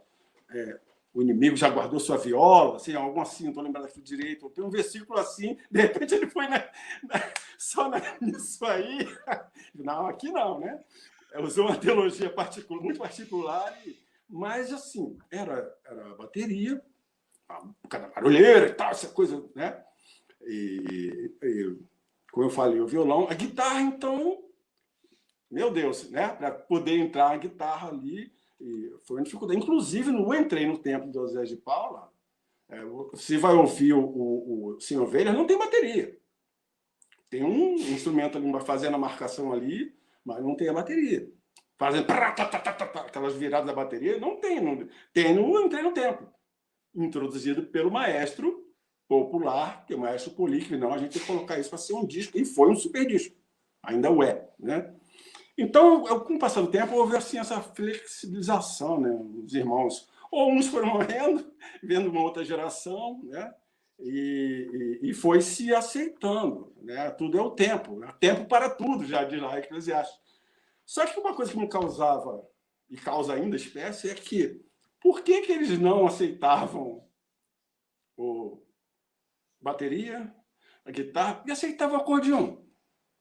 Acordeão utilizado no forró, que é aquele chamego todo que eles falam ali, como meu pai falava, aquele agarramento todo. Aceitava acordeão, que é mais profano do que isso, se for usar esse nome. Não é? A maioria dos igrejas, você vai ver, o Mateusiense tem uma coisa, que saudosa, lembra? A capa ele está com acordeão na mão ali.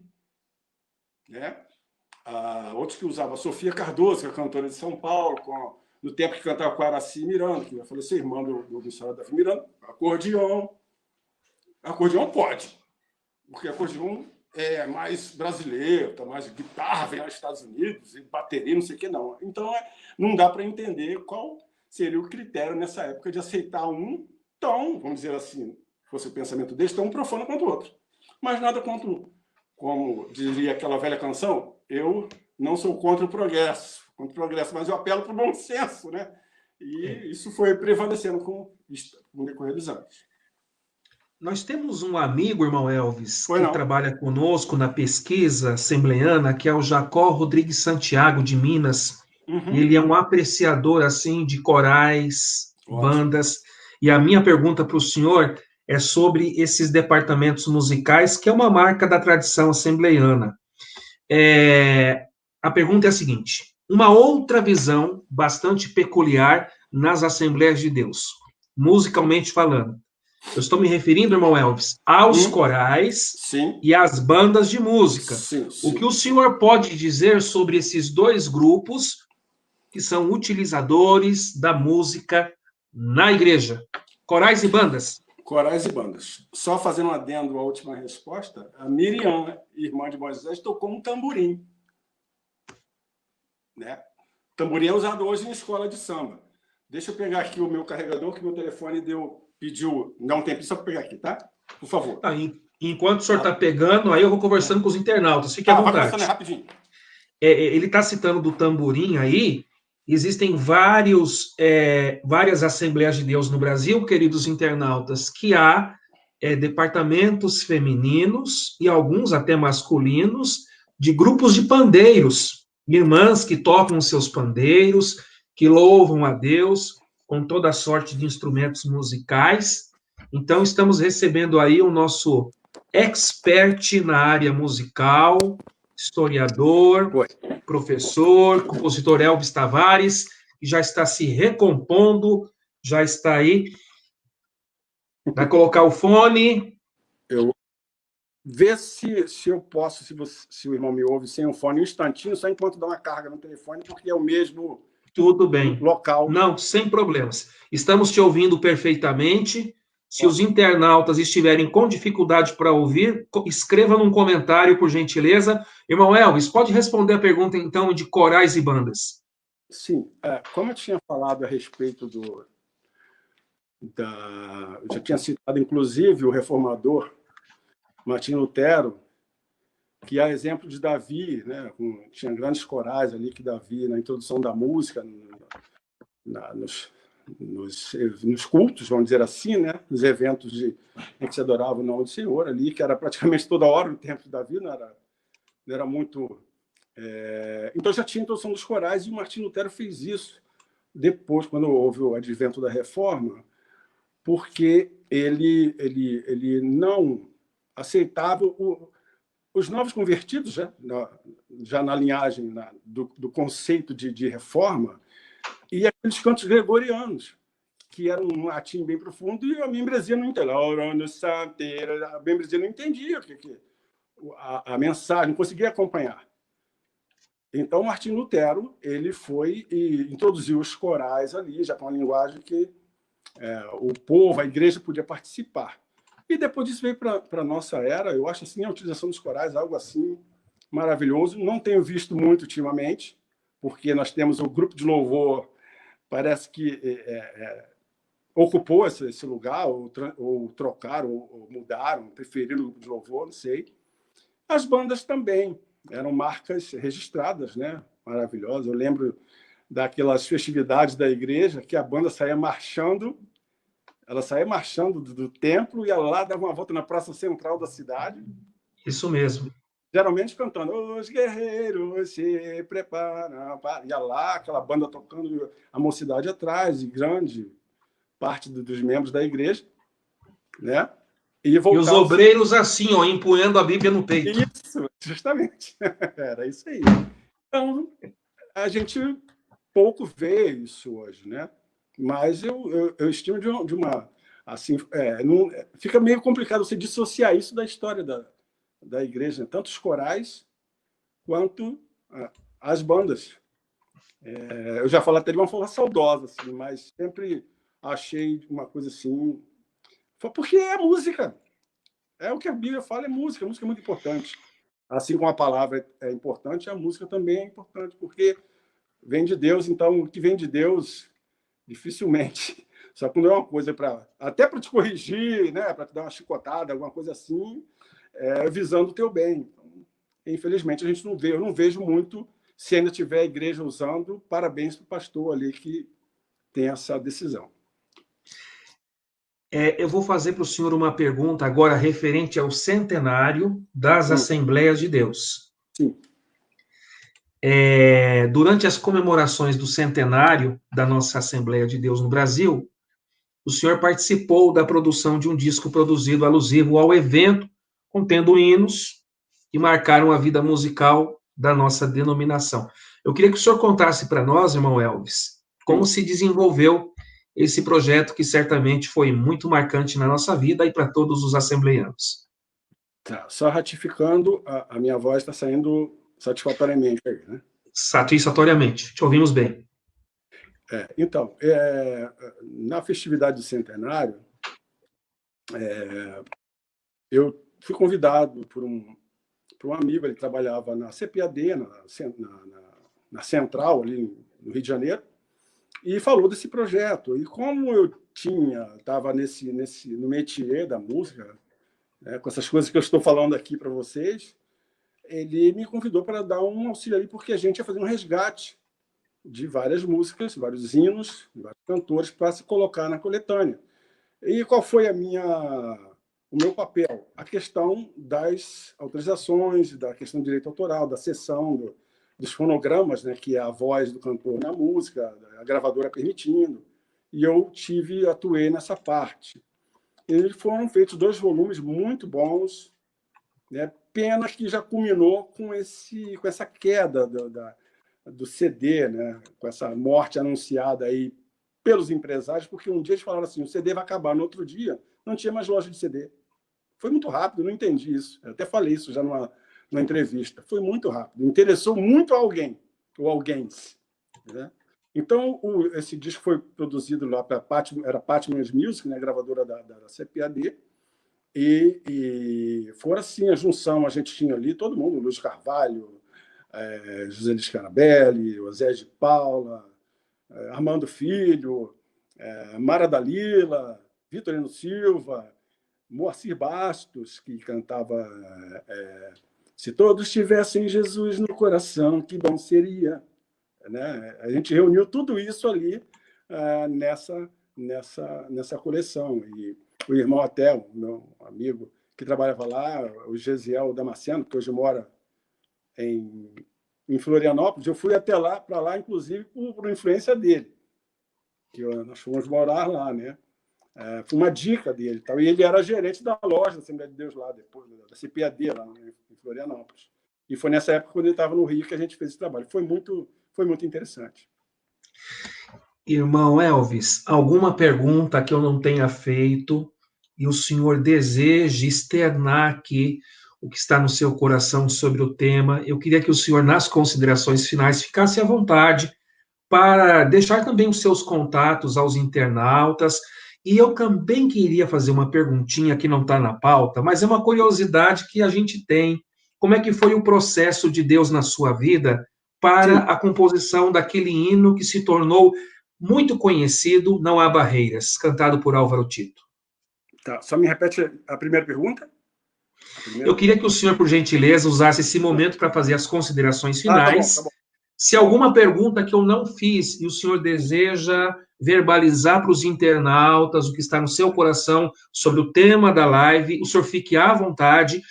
Pode passar também os seus contatos e redes sociais. E eu queria, nesse momento, também pedir que o senhor nos desse aí uma palhinha do Não Há Barreiras. Como é que foi esse processo de Deus na sua vida para a composição dessa música, dessa letra, que se tornou tão conhecida através do intérprete Álvaro Tito? Bom, primeiramente, eu não tenho... Eu até teria, mas o irmão já estava me fazendo uma pergunta que eu achava que faltava. Já preenche essa lacuna com essa pergunta aí. Eu estou muito feliz de ter participado aqui. Espero que tenha sido proveitoso para os irmãos, né? Alguma coisa aí tenha surtido um efeito positivo. Relembrando que a gente está passando esse momento ainda, principalmente aqui na Europa, a questão da pandemia.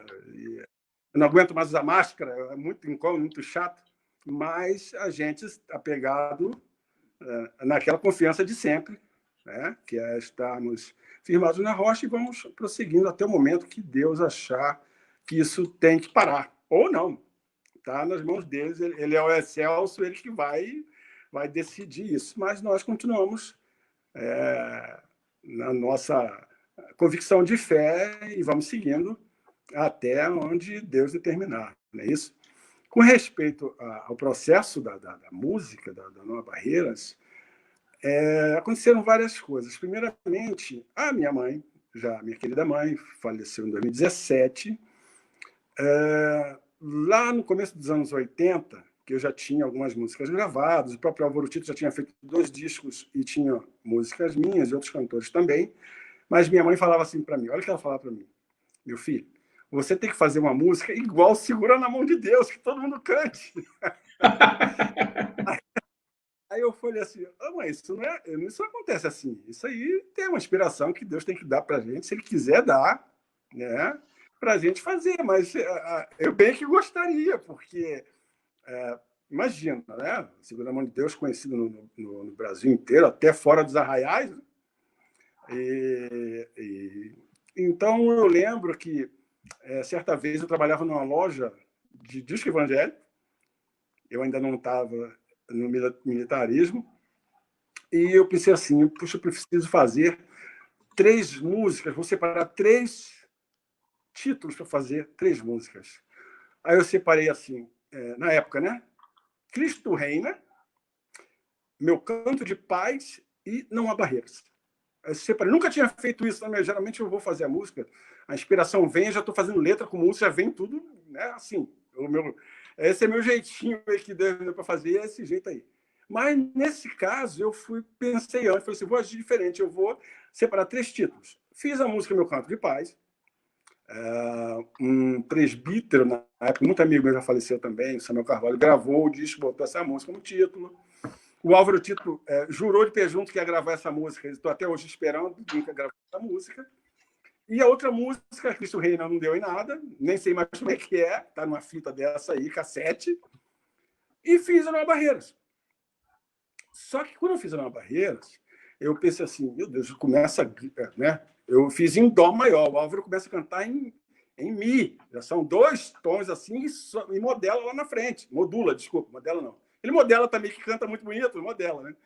E lá em cima, lá no final, ele modula, ele sobe de tom. Então, eu fiz a música e coincidiu com a época, eu fiz em 1985, coincidiu com a época que ele foi contratado pela Polygram, uma multinacional secular, investindo na música evangélica. E a gente se conhecia, já contei essa história N vezes aqui, mas ainda tem gente que não sabe, a gente era da mesma igreja, eu com 15 anos e ele com 11. A gente era de uma salinha, de uma classezinha da escola dominical. Naquele tempo que você fazia as lições e colocava uma estrelinha dourada na sua. E a minha professora... Está me ouvindo aí? Agora está picotando um pouquinho, agora melhorou. Estava picotando um pouquinho, pode continuar. Voltou? Voltou, ok, tá, continue. Eu vou botar o fone, tá? Coloque o fone, então. Então, a minha professora, inclusive, na época... Vou colocar o fone. Fala com os internautas de novo. Ok, queridos internautas, o nosso irmão Elvis aí está colocando o fone e está passando para a gente aí como é que foi o processo dessa música, Não Há Barreiras, que é a composição dele, interpretada pelo Álvaro Tito, e ele está nos contando aí sobre 1985. Pode prosseguir, irmão Elvis, estamos à sua disposição. Isso. Então, como eu disse, não sei se os irmãos ouviram direitinho, o Álvaro Tito foi contratado pela gravadora multinacional, que era a Polygram, multinacional holandesa, e como a gente eu já tinha música nos discos dele, a gente tinha uma amizade de irmãos muito grande, né? Conhecia meus pais, eu conheci os pais dele, o pastor José Severiano, aquela coisa toda, a gente era como família mesmo, né? Como deve ser, né? Somos uma só família. E ele chegou, Elvis, eu preciso de uma música tua, um hino teu, porque eu vou gravar na Polygram. Aí nós fizemos Polygram, meu Deus do céu, a gente tinha as gravações tão assim mais simples e tal, e veio essa coisa dentro do meio evangélico, a gente, pô, só Deus vai fazer isso. Né? Num país que o Brasil, ele é na sua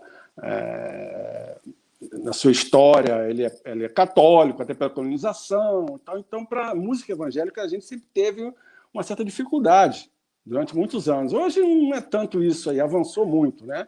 Mas antes era difícil ver uma Polygram multinacional secular e contrata cantores evangélicos. O Zé de Paula foi lá também e vários outros. Edson e Thelma. E ele falou assim, me faz a fita, traz para mim com as músicas para eu escolher. Eu fiquei assim, meu Deus, o que eu vou gravar? Eu pensava assim, esse menino canta demais.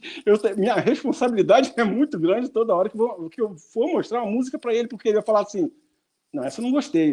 Eu ouvi isso, essa eu não gostei, vai ser duro para mim. Então, Senhor, manda a inspiração, tem que ser, né? Enfim, eu gravei uma fita com 5 músicas, pastor Éder. E só que quem tocou para mim foi um amigo da igreja também, e eu levei a fita, só que eu não gostei do que eu ouvi na fita. Eu falei assim, meu Deus, eu estava justamente pedindo para o senhor me abençoar aqui nas inspirações, mas está sem pé, sem cabeça. Eu não gostei disso. Eu não gostei da fita. Mas eu fui levar pela responsabilidade que eu tinha pedido para cumprir meu compromisso com ele. Eu levei a fita para ele, na casa dele. Aí ele, tá aqui a fita, Álvaro. Aí ele falou assim, tá bom. Aí botou a fita em cima no móvel, eu comecei a conversar e tal. Mas a minha cabeça ficou incomodada e eu ouvi aquela vozinha maravilhosa falando assim, mostra não há barreiras para ele. A não há barreiras não estava na fita. Não estava na fita. Aí eu falei, Jesus, esqueci não há barreiras. Falei, mas como que esqueci? Falei, esqueci não há barreiras. Aí eu tô falando muito aí. Eu cheguei pro Álvaro e falei assim, a gente chamava de Tito, né? Pela intimidade, ninguém chamava de Álvaro. Eu falei, Tito. Ele falando lá, eu vendo o Álvaro falar, a boca mexendo, né? A sua boca, né? A boca dele é cacofonia, a sua boca mexendo, a boca do Álvaro Tito, e eu não estava ouvindo o que ele estava falando, porque a voz estava me dizendo assim, ó, mostra não há barreiras para ele. Eu interrompi e o Álvaro falou assim, faltou uma música. Aí, faltou? Toma a fita, vai levar de volta para gravar? Eu falei, não, eu vou te ensinar agora. Dó maior. Sei que os problemas vão surgir, sei que provações virão. Tá. Aí ele falou, tá bom, não demonstrou nenhuma, né? Tá legal, beleza. Aí guardou lá a fita, o tempo passou e ele fazia uma coisa muito chatinha, como vamos dizer assim, que ele não me dizia a música que ele tinha escolhido, o hino que ele tinha escolhido, até o disco sair. Eu falei, poxa, você vai me deixar nessa aflição? Que música você escolheu? Só falo quando o disco sair. Pela nossa intimidade, ele fazia isso. Eu chegava naquela amargura, meu pai do céu, pelo menos eu sabia que entrava uma música, mas qual música, né? E ele me chamou um dia e falou assim, vem aqui em casa ouvir a música que eu gravei. A gente morava no Rio, ele gravou em São Paulo, no estúdio Guidon, que existe até hoje, onde o Grupo Logos sempre grava lá. Gravava, né? Não sei se agora eu não sei. Então eu cheguei na casa dele, falou, tudo bem, tá aquela coisa, começamos um pouquinho, né? Aquelas preliminares lá e tal. O pai dele tinha uma aparelhagem, um microsystem na época, que era algo... Jesus, que aparelhagem é essa? Posso levar para casa? Muito boa, né? Aí o Álvaro pegou a fita cassete, só com a minha música, abriu, colocou ali no compartimento, fechou, aumentou o potenciômetro do aparelho e deu play. A música começa com um contrabaixo, que quem toca é um rapaz chamado Dunga, um músico muito bom. Começa a ser tum, tarararara, tarararara, pararara. Eu ouvi aquele tum-tum, eu não sabia que era minha música ainda. Porque quando faz o arranjo, nem sempre você reconhece de imediato, porque o maestro ele dá aquela, né? A criação do maestro e tal. Quando eu vi cantando a música, eu falei, Jesus, o que eu fiquei assim? Eu não sabia o que dizer. Eu quase inundei a sala chorando, né? Aquilo, falei, meu pai do céu. Aí ele chegou para... Não, minto. Aí ele chegou, eu chorando ali, aquela coisa linda, cara, essa coisa celeste, né? Aquela inteira, muito bem gravada, né? E a conjugação da voz dele, da interpretação, da instrumentação, né? E, por último, mais humilde, era uma música que eu tinha feito, né? Estava ali com ela coisa. Então, ele chegou, você está chorando, tem mais uma coisa para te dizer. Eu falei, o que é? Vai ser o título do disco. Eu falei, não, sério? Aí foi pior. Mas, assim, a gente era semi-adolescente, adolescente entrando na fase adulta ainda, né? E já com essa responsabilidade. Então, entrou assim, quase que não entra, mas era uma coisa que já estava direcionada por Deus para acontecer. E aí a minha mãe... Aí o senhor mostrou para a mamãe? Quando ela viu... Minha mãe, ela tinha um problema. São 4 filhos, eu sou o mais velho. Eu era o José dela, né? Aí já viu, né? Complicado. Mas, assim, quando ela ouviu, ela mostrava todo mundo. Aí ela tinha um teclado, a Polygram mandou a partitura da música para todos os compositores. Ela pegou, até publiquei no site da Memória Assembleia de Deus, tem lá a letrinha dela assim, escrito assim, coro, porque era onde ela vinha tocando a estrofe, e o coro ela marcou onde era que ela tinha que entrar ali com o órgão dela, ela tocando em casa, né? Mas, assim, foi, graças a Deus, a música hoje, várias regravações, continua abençoando a vida de muita gente. Só para contar mais um testemunho dessa música, eu ficava preocupado em um determinado tempo, pensando assim, senhor, eu não me recordo de ter pregado para uma pessoa e essa pessoa ter se convertido. A gente ficava ouvindo, o meu filho na fé, aquela coisa. Eu pensei assim, eu não lembro de... A gente falava e tal, mas eu não lembro disso. Poxa, foi através... Deus te usou, tal. Eu fiquei com aquilo preocupado durante um tempo, me incomodando. Eu estava no escritório e foram lá 3 amigos, 3 cantores, iam assinar um contrato com a gente e tal. E na parede tinham vários discos colocados, enfeitando a parede do escritório, né? Um deles era Noah Barreiras. Então, minha esposa conversando com a esposa de um deles e tal, e um desses compositores, que eu não conheci pessoalmente, olhou para a parede e viu lá Noah Barreiras, aí ele ligou, Noah Barreiras, Elvis Tavares. Ele falou, peraí, o Elvis aqui é aquele Elvis ali? Aí minha esposa me deu um abraço, chorando, falou assim, através dessa música, né, que eu voltei para os braços do Senhor, que tal, falei, meu Deus, obrigado pela resposta, porque eu sei que essa música é uma missão, que ela chega onde a gente não chega, né, fazendo a música também inspirada, eu assim digo, a música é minha porque Deus me emprestou, falou assim, vou te dar aí, você bota teu nome aí, mas sabe que o autor sou eu, né? Falei, claro, senhor, toda uma glória. Vai lá. O senhor fique à vontade para deixar também os seus contatos, redes sociais, fazer alguma consideração final. Fique à vontade. Tá. Eu quero dizer para os irmãos que a gente tem um canal no YouTube contando essas histórias da música evangélica. Porque, como o pastor Éder falou aí no início, falando das minhas atividades, eu apresentava um programa que se chamava Onde os Fracos Têm Vez, baseado em Paulo pedindo mais coisa a Deus e Deus falando assim, a minha graça te basta, né? E Paulo entendendo quando estou fraco é que estou forte, e eu, onde os fracos têm vez, esses fracos que são fortes, né? E essa foi a ideia do título do programa. E ali eu conto história sem... não posso tocar aquele lá da gravadora da igreja tal. Eu tocava todo mundo e alinhavava com a história. Entrevistei vários cantores, assembleanos, batistas, presbiterianos. Isso está no nosso canal. Não é Efratá, não. É Efrata, é o sobrenome de Belém, né? Efrata Music. É o nome do canal lá no YouTube. Os irmãos podem ir lá. Já está quase com 5.000 lá, pessoas inscritas.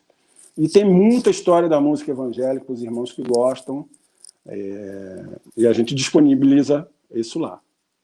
E tem as redes sociais, eu continuo seguindo Memórias da Assembleia de Deus, que eu estou sempre ali.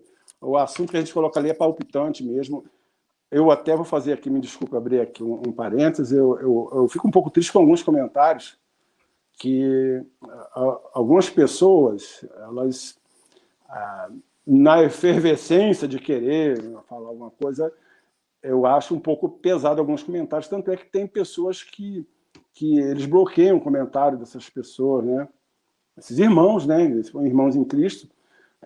Vai falar, procura falar de uma forma ponderada, né? Pede direção. Deus, que eu vou falar. Às vezes eu vou comentar uma coisa, quantas vezes eu não já apaguei comentário e falei, isso não vai cair bem.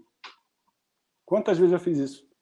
Então tem certas pessoas, isso memória da Assembleia de Deus. Eu creio que ali, a maioria esmagadora, sejam pessoas... Tem de outras denominações também, que eu sei que tem, mas sejam da Assembleia de Deus. E às vezes eu fiz algum comentário lamentável, já conversei isso até com o Mário Santana, que é o criador, né, da página no Facebook, e nós estamos entre irmãos, né? Faz a sua crítica, é construtiva, faz baseada nas escrituras, está tranquilo, você está respaldado para fazer, mas um pouquinho de sensatez, desculpa esse desabafo falar isso aqui na nossa entrevista, tá, pastor Éder?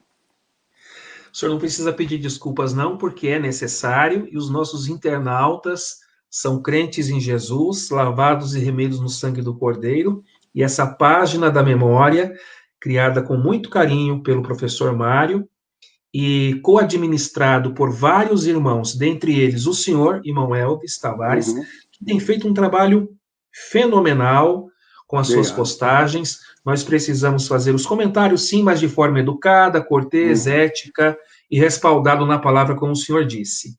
Isso.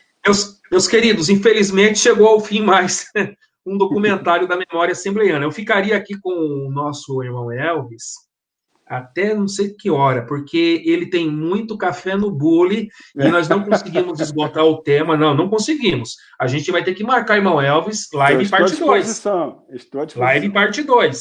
E Estou tem à disposição. muita gente aqui pedindo para o senhor dar o feedback que eles estão querendo aqui, as suas orientações, conselhos, palavras sobre a história musical assembleiana. Então, vamos agradecer ao senhor, agradecemos muitíssimo ao compositor Elvis Tavares pela ótima entrevista e, sobretudo, agradecemos aos nossos internautas que ficaram até agora nos brindando com a sua audiência. Aguardamos vocês ainda hoje, hein? Hoje, logo mais, às 10 horas da noite, horário de Brasília, na live que será transmitida aqui no nosso canal do Facebook do Memórias.